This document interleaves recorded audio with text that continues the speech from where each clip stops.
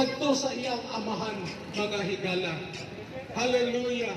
Kinsabay nakasuway diri, nagikaulaw siya sa iyang pamilya. Kinsabay nakasinati diri, nagikaulaw siya sa iyang mga higala.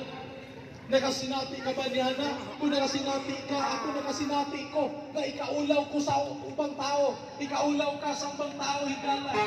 Nakasinati ko na nga mga kasinatihan. Dili lalim na ikaulaw ka, unsa na ka nga ikaulaw ka sa Ginoo. Tungod kay ikaulaw nimo siya karon dinhi sa kalibutan. Higala, timan-i ang akong gisulti. Dili kini tinumo-tumo o dili kini butbot. Nagsulti ako sa kamatuoran. Kay sultian ko ikaw, ang mga apostoles na nagwali niining mga mensahia, namatay sila nga martir. Gipatay sila nganuman tungod kay mao kini ang mensahe na maghatag og kagawasan nimo nga mutuo sa Ginoo. Mao kini nga mensahe nga mohatag kanimo kalipay, kalinaw, mohatag kanimo og kagawasan gikan sa tanang